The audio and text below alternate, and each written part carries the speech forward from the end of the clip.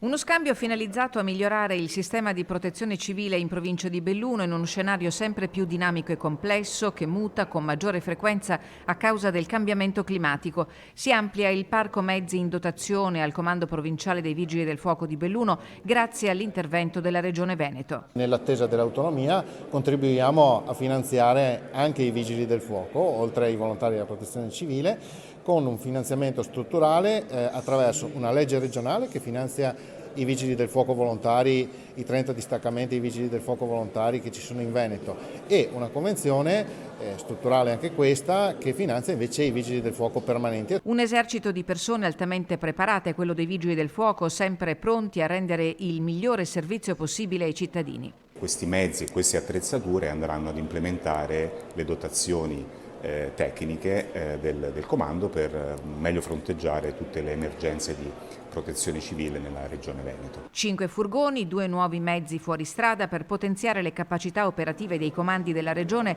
durante l'attività di protezione civile e materiale antincendio innovativo che sarà consegnato ai distaccamenti dei volontari bellunesi dei Vigili del Fuoco. Queste risorse ci aiutano ad avere una struttura di volontariato di Vigili del Fuoco allineata con il personale permanente, quindi è un'integrazione, grazie appunto alla Regione Veneto, del servizio tecnico urgente compito dei Vigili del Fuoco con le strutture di protezione civile regionali. Un supporto fondamentale per i Vigili del Fuoco di Belluno che in occasione della celebrazione di Santa Barbara hanno presentato il consuntivo. Abbiamo avuto varie emergenze, abbiamo avuto la partecipazione delle nostre squadre in emergenze di carattere nazionale, abbiamo avuto anche un'intensa attività di formazione che ha visto l'ingresso di nuove forze all'interno del comando ed il miglioramento delle capacità operative della nostra realtà.